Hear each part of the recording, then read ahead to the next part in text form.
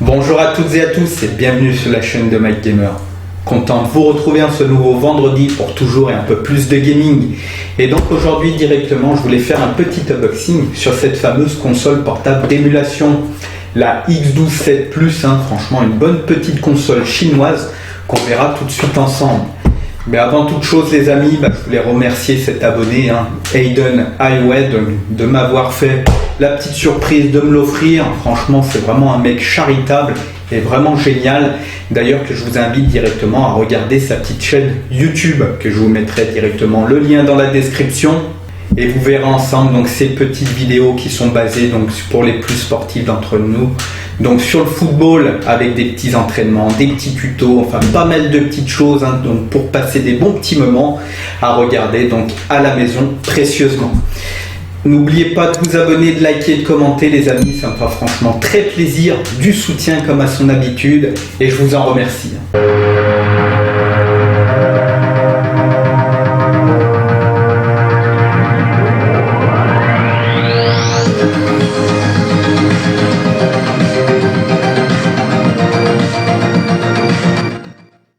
Donc avant de commencer le déballage les amis, à savoir que c'est une console donc de haute résolution avec un écran de 7 pouces. Donc ce qui résume, on va dire approximativement sur une taille de Switch. Donc ça fait déjà des assez grosses consoles, mais bon c'est pas mal. Si c'est un bon écran, franchement c'est vraiment pas gênant et moi je valide. Donc ces petites données caractéristiques directement, donc on est sur un écran de haute définition, comme je vous le disais, de 7 pouces, avec une résolution de 800 par 400, 30 fps et 3 mbps. Donc c'est un écran plus ou moins, on va dire, pas de haut de gamme, mais qui est à la norme, donc c'est plutôt pas mal. Elle dispose aussi de pas mal de petites applications, donc vous pourrez éventuellement regarder vos films, et puis donc écouter vos musiques directement avec la console. Ça fait un petit plus, donc vous allez pouvoir mettre plusieurs formats, des 3GP, MP4, AVI, et puis tout ce qui est MP3 et compagnie. Donc c'est plutôt un petit plus donc pour jouer et pour pouvoir aussi se détendre sur autre chose. Elle dispose aussi donc d'une mémoire externe donc de 32 Go. Si vous avez l'opportunité de mettre une carte mini SD directement, vous pourrez donc mettre votre propre carte à l'intérieur donc pour avoir un petit peu plus de stockage. La console aussi donc bénéficie d'une mémoire interne de 8 Go ou de 16 Go selon la version. Donc ça fait un petit plus aussi, donc à savoir qu'il y a déjà des jeux intégrés dedans, qu'il y en a plus d'une 10 000 je crois, il me semble. Et elle dispose aussi donc d'une batterie directement de 2500 mAh, donc ce qui résume à 4 à 5 heures de jeu. Voilà, c'est tout ce qu'il y avait à dire. Donc au niveau format émulation, vous pourrez donc jouer principalement à des 8 bits jusqu'à 32. Malheureusement, vous ne pourrez pas toucher sur de la PS1, Nintendo 64 et compagnie, ça sera vraiment impossible. Allez, donc on se fait ce petit déballage, à savoir que moi donc j'ai la version 16 Go, donc c'est plutôt pas mal. Et on peut faire aussi le choix des couleurs directement. Donc si vous voulez les manettes en bleu et rouge comme je l'ai, ou alors en rouge et jaune, c'est comme vous voulez. Allez, petit déballage, sauf comme un livre. Donc on a la fameuse console, on peut voir qui est assez imposante. Et juste dedans, donc on a le fameux câble USB donc qui vous permettra directement de faire les transferts donc de vos fichiers, de vos jeux, de vos musiques et compagnie, et pour alimenter donc la console lorsqu'elle n'a plus de batterie. Donc ça c'est plutôt un bon point. Vous avez aussi donc les écouteurs apparemment fournis, c'est pas mal. Et vous avez aussi donc la possibilité de jouer directement donc sur télé. Alors moi je ne vais pas tester sur la vidéo parce que le câble est vraiment très court et ça serait vraiment très chiant de pouvoir y jouer à 50 cm de votre télé, mais ça sera à tester, franchement ça peut être pas mal. Le seul bémol c'est que c'est pas en HD directement et ça c'est dommage, c'est en RGB. Elle devait aussi sûrement disposer donc d'un manuel en chinois, bien évidemment, je pense. Allez, on met tout ça de côté. On regarde cette petite console.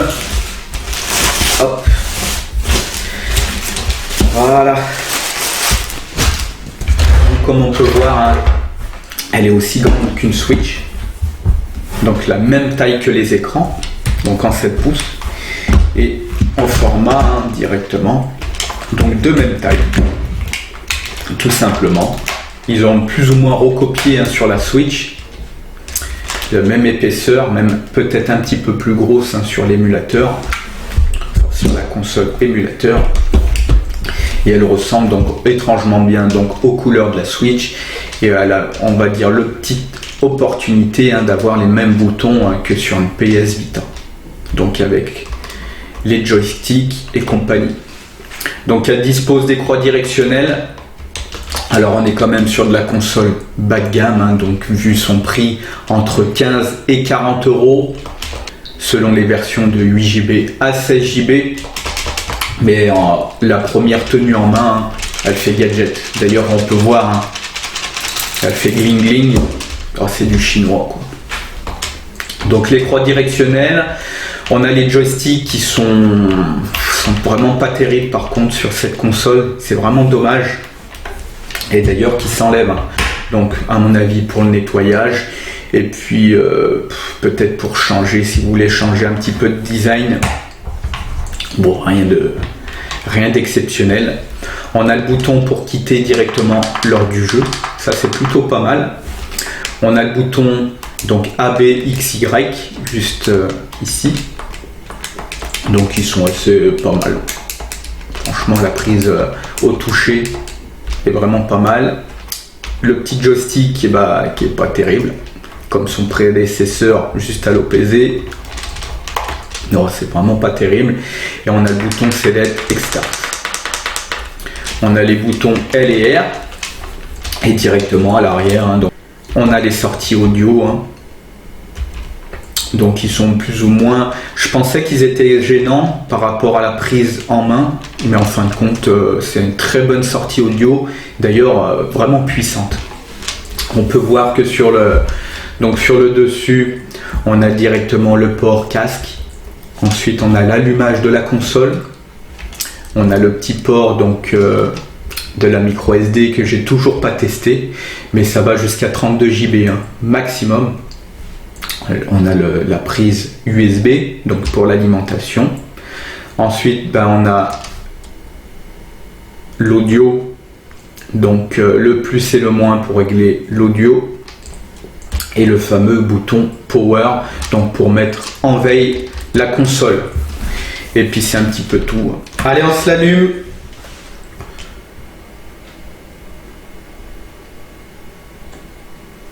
Donc on se retrouve avec quelques petites images.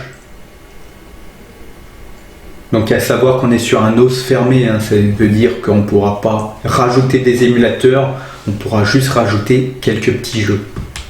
Et c'est vraiment dommage parce qu'en fin de compte on ne peut pas faire vraiment ce qu'on veut sur cette console. Donc à savoir qu'il y a pas mal de petites applications. Donc on se retrouve sur des pages sommaires avec 3 listes de pages. Donc là on a toutes les applications, vidéo, musique, images et compagnie. C'est plutôt pas mal, ça fait un petit plus à la console. Et sur la deuxième page, donc on peut avoir quelques petits jeux qui sont essentiellement arcade. Et sur la troisième page, donc on se retrouve avec tous les jeux Game Boy Advance à l'intérieur, donc avec pas mal de doublons, je crois qu'il y en a plus de 10 000, mais c'est tout des doublons. Et aussi il y a beaucoup de jeux en chinois, ça c'est vraiment dommage. Alors pourquoi il a mis l'émulateur Game Boy Advance? Ça franchement je ne sais pas du tout pourquoi il n'a pas mis plusieurs émulateurs, en sachant qu'elle peut très bien émuler la Mega Drive et compagnie, et je ne sais pas pourquoi. Vous avez aussi donc l'émulateur Arcade Game qui se retrouve directement dedans avec plus de 8000 jeux. Donc là pareil, vous avez beaucoup de doublons. Et vous avez donc la fameuse icône jeu où vous pourrez mettre vos jeux à l'intérieur. Allez, donc on va se faire un petit Super Mario. Donc on se retrouve aussi avec pas mal de petites icônes de jeux. Donc qui l'a mis. Et nous, malheureusement, on ne pourra pas les changer ou les enlever. À volonté, elles sont implantées directement dans la console. Vous aurez la possibilité aussi donc de faire des progressions donc de sauvegarde directement lors du jeu. Ça, c'est plutôt pas mal. Et lors des configs de lecture, vous pouvez donc disposer vos boutons, la taille de l'écran, enfin en faire à votre sauce. Et ça, c'est plutôt pas mal aussi. Allez, donc on recommence. On commence. On appuie sur Start. Et on peut voir que c'est vraiment très bien émulé. Franchement, la console a quand même des bonnes capacités. Et c'est dommage qu'on ne puisse pas rajouter beaucoup plus d'émulateurs. À savoir qu'on peut jouer avec les sticks directement. Alors ça, c'est franchement quelque chose que je connaissais pas, de pouvoir utiliser donc le stick de droite en tant que saut et compagnie. Ça, je savais vraiment pas qu'on pouvait le faire. Même s'ils sont pas vraiment agréables à jouer.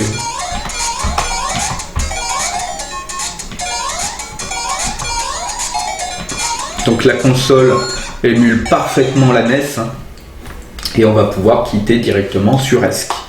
Voilà. On appuie sur A pour faire un petit retour directement au menu. Et franchement, c'est quand même plutôt pas mal. On va se faire un petit arcade. On appuie sur B. Pareil, on commence.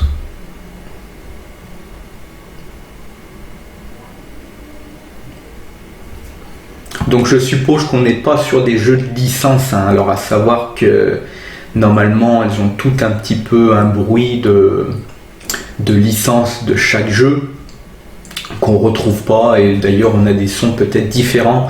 Ce qui est vraiment normal, puisqu'ils n'ont pas le droit de vendre normalement des jeux. Donc on n'est pas sur des vraies licences de jeux, même si elles ressemblent étrangement bien.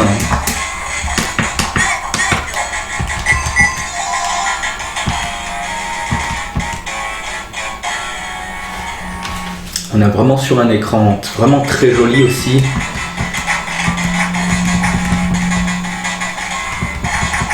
Franchement, ça tourne vraiment très très bien et c'est vraiment étonnant comme vous pouvez le voir.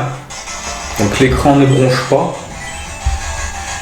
vraiment impeccable. On est vraiment sur de la très bonne définition et je pense que c'est ce qui est le plus cher de la console, c'est vraiment l'écran. En fait, on doit payer l'écran, je pense. Parce que tout le reste, ça fait un peu gadget, c'est vraiment dommage. Allez, on quitte ce jeu. Donc super jeu. On appuie sur A pour revenir. On va aller tester directement donc JBA. Savoir pourquoi ils ont mis cette fameuse icône. Donc vous avez la liste des jeux récents que vous avez pu donc jouer. Tous vos jeux. Et vous avez donc la liste donc répertoriée directement de la console. À savoir qu'il y en a plus de 12 400. Vraiment énorme, mais vous avez beaucoup de doublons et vous avez beaucoup de jeux en chinois, japonais, donc c'est incompréhensible et c'est surtout injouable.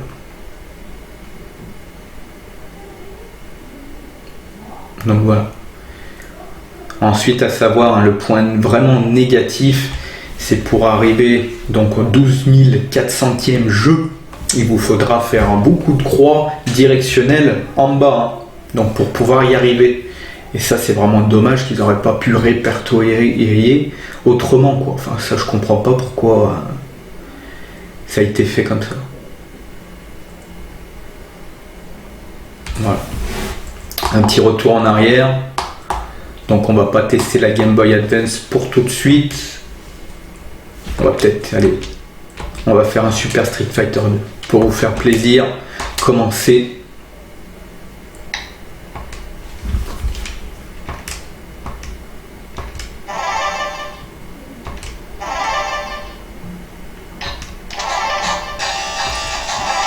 Donc pareil, on peut régler la taille de l'écran.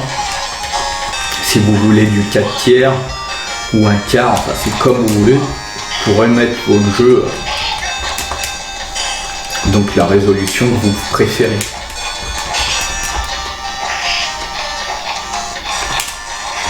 Les boutons répondent très bien.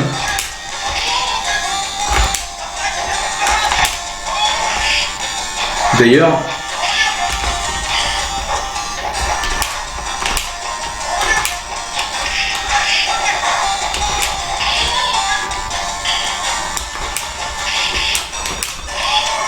c'est le Shoryuken, j'arrive jamais à le faire, et là j'arrive à le faire. Donc franchement, je valide. Voilà, super jeu. D'ailleurs, qui est très très bien émulé. Donc on va quitter ça. On va aller directement dans les arcade games, on aura vu. De toute façon, donc la liste, pareil, il y a 8400 jeux. Donc beaucoup de doublons et compagnie. On va pas tester ça aujourd'hui, de toute façon ils sont vraiment très fonctionnels. Donc on va faire un petit retour au menu et on va voir plus ou moins ce que j'ai rajouté donc dans les jeux. Donc la liste juste ici, et j'ai fait donc directement sur mon PC, donc j'ai fait 6 dossiers donc qui sont répertoriés donc par les émulateurs que j'ai choisis. Donc à savoir que l'Atari 2600 ne fonctionne pas, j'ai voulu tester et ça ne fonctionne pas. Format du fichier non trouvé, donc c'est dommage. La Game Boy, donc avec le Wario Land, on va tester.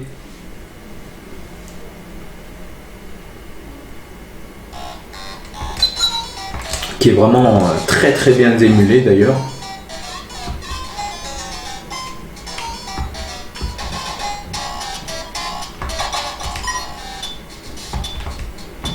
Alors en plein écran, ça peut faire parfois très grossier. On va essayer directement de voir si on peut changer la résolution. Donc on peut faire aussi les progrès de chargement, mais bon. Alors, guide de lecture, taille de l'écran. On va mettre la taille originale. Donc voilà, on va voir ce que ça donne. Et on va recommencer. Ah ouais, c'est vraiment petit la taille originale. C'est même trop petit. Par contre, c'est vraiment en bonne définition. Enfin, c'est beaucoup plus regardable, on va dire. On va essayer une autre taille d'écran. Donc, config de lecture, taille de l'écran. On va mettre l'échelle. Je sais pas trop ce que c'est. Et on va commencer. Voilà, c'est un petit peu plus joli. En fait, ça sera beaucoup moins grossier.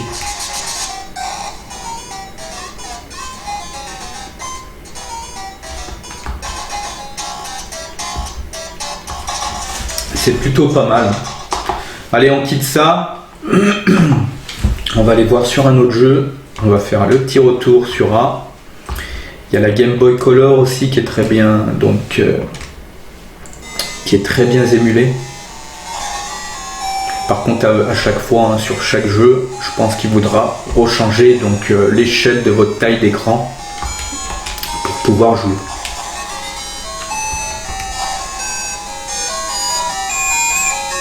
Et puis la sortie audio est vraiment exceptionnelle aussi. Je trouve qu'elle a une très très bonne sortie audio.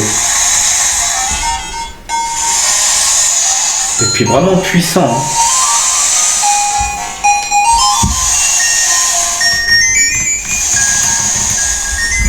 Allez, on va quitter ça. De toute façon, ça fonctionne vraiment très très bien. Mega Drive aussi, très bonne console. Donc très très bien émulée. Et surtout vraiment très très jolie. Allez, on commence.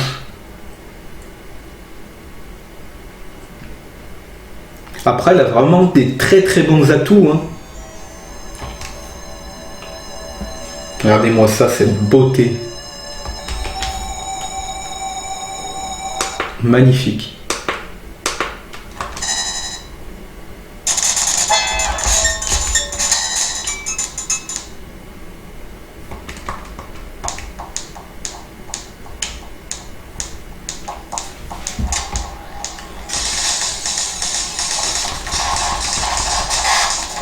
Pareil, très bien émulé, rien à dire.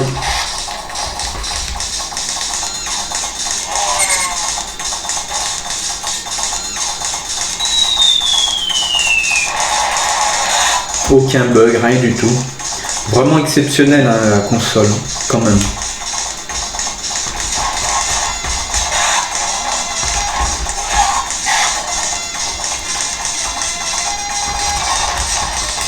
Voilà. Superbe. Allez, on fait un petit retour. Pareil, on est sur la NES, donc on avait testé. Et la Super NES, j'avais pas testé, enfin j'étais pas arrivé à la mettre. D'ailleurs c'est un jeu NES, je sais pas pourquoi. Je me suis planté. Donc format de fichier non, mais je pense qu'on va pouvoir l'émuler quand même, hein, la Super Nintendo. Donc voilà les amis, c'est un petit peu tout ce que j'avais à dire. Donc vous pourrez vous retrouver avec vos musiques et compagnie. Donc ça c'est plus ou moins le répertoire qu'on se retrouve directement sur son PC hein, lorsqu'on branche l'USB à la console. C'est le même répertoire, la même chose. On est quand même sur une très très bonne console, même si elle présente pas mal de petits défauts. Surtout c'est l'interface, mais bon franchement pour les gosses c'est vraiment pas mal et je trouve que ça fait redécouvrir on va dire les petits jeux d'enfance qu'on a pu donc jouer à l'époque. Console d'émulation, franchement qui reste quand même assez abordable, entre 20 et 40 euros. Donc vous n'aurez pas l'opportunité de jouer à tous les émulateurs, mais vous avez déjà donc un bon petit répertoire hein, donc pour passer des agréables moments. Moi je dirais que ça serait plus une console pour les petits enfants, donc pour leur apprendre un petit peu on va dire les jeux de l'époque, pour leur faire jouer, leur faire connaître. Et en plus c'est quand même une console qui est assez costaud, hein, même si elle paraît vraiment légère. Donc une console que je recommande, qui est pas non plus exceptionnelle, c'est du bas de gamme, mais franchement elle est quand même pas mal. Donc à savoir que pour moi hein, les consoles du moment d'émulation hein, bien évidemment, donc ça reste la JPD X+, qui est vraiment exceptionnelle, donc vraiment le must hein, pour les émulations. Sinon vous avez la RG 350, c'est vraiment des petites consoles qui sont pas mal, ou la Retroid Pocket 2 hein, qui est vraiment pas mal aussi. À savoir que pour moi le must de l'émulation, la console qui est vraiment en vaut la peine, hein, c'est cette fameuse GPD Win Max hein, avec lequel vous pourrez émuler le monde, qui fait partie aussi d'un petit ordinateur intégré. Donc voilà les amis, j'espère que ce petit unboxing vous aura plu. N'oubliez pas de vous abonner, de regarder les petites chaînes donc de Hayden Highway, hein, ça lui fera vraiment très plaisir, à moi aussi. On se retrouve la semaine prochaine les amis, ciao bye, prenez soin de vous.